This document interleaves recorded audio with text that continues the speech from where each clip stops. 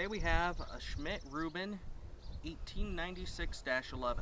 So this design was actually, the receiver was initially built in 1896 and it was chambered for black powder. In 1911 it was converted, and part of the conversion was right here. You'll notice how this pistol grip is a different color wood because that was an aftermarket edition, well, Armory after edition. Then they altered the trigger guard and added this magazine. It's a 6-round droppable magazine, very handy. If you're going to buy one of these guns though, make sure it comes with a magazine because these things are over 150 bucks to get. Now the really interesting part about this design is how it works. Straight pull. Now, cartridge it's chambered in is 7.5 by 55 Swiss. Now for all us Americans, it's a .308 caliber bullet, or 7.62 for anybody who wants to use the metric system. But it's a standard .308 inch caliber projectile, so it's very easy to load up once you get some brass. There is still some surplus ammo on the market for it if you do want one of these. It's a really sweet shooter, but we're going to just show how you take out the bolt. You're going to pull straight back when holding down on this lever, so lever, straight back. Now you'll notice locking lugs are back here. So instead of being up right here by the chamber, they're not. They're in the back, locking into the receiver back here. It's an interesting take on the design. You don't see that very often. This here is the cam path that actually rotates the bolt to lock and unlock it. So this is the part that moves through the cam section, causing that rotation. Now, you also have a safety here. We're going to put it back in the gun and I'll demonstrate how the safety works. Now, right now the striker is cocked, so I can pull the trigger and drop the striker for a firing, but I can also pull it and rotate like so, and the gun's safe. You can't actually even rotate the bolt at all. It's locked in place. Pull it back like that. That's about the only downside of this straight pull design is for somebody like myself, when you're in here and you pull, it comes right back to where your eye is. So you kind of need to move your head off, but other than that, it's a sweet rifle. Let's load up a couple of rounds and get to firing.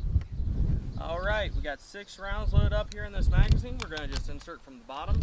We've got the striker gone and decocked just so we can demonstrate what it'd be like without anything cocked. And round is loaded.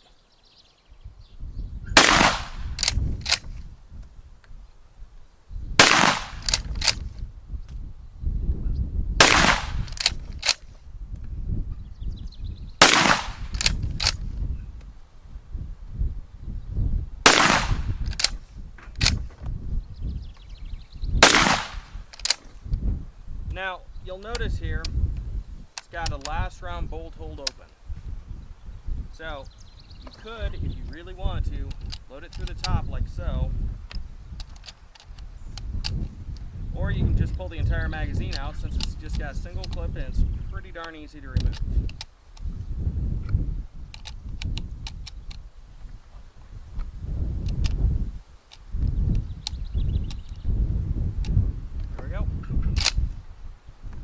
Now we're going to go for a group here, so I'm going to take my time, not just shooting that nice big old target. It was very nice and obliging to run around for us.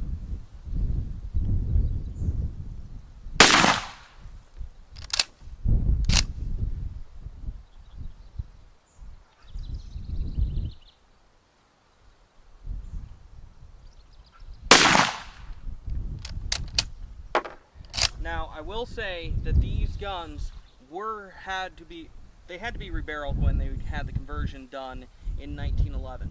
And they were rebarreled one last time when they left service. So you're probably going to find a really sweet shooter. This one has a perfect bore, perfect crown.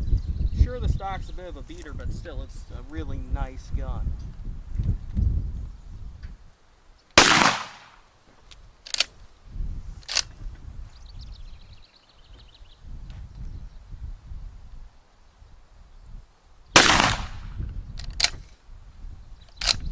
And you'll notice how that brass is just flipping up way over top of my head. It's really nice like that. Granted, I could see that being a bit of a problem if you're in a dugout or something, as opposed to ejecting out to the side, it ejects straight up. I could see issues develop from that, but there's only so much stuff you can do, and with a really interesting design, I don't care that much.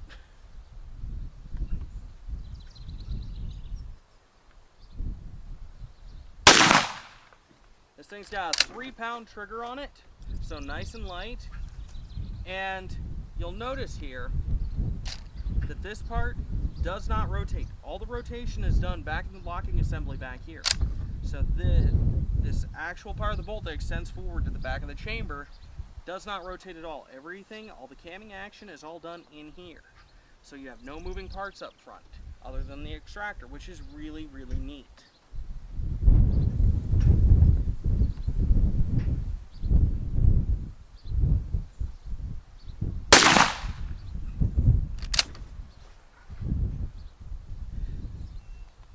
Now, if you want a really awesome military surplus gun, take a look at these things. They're normally running about $500 or less if you can find one. And if you have your CNR license, you can get them even less. And with about 40 cents a round for military surplus ammo at this time, it's a really sweet buy. Thanks for watching. Have a nice day.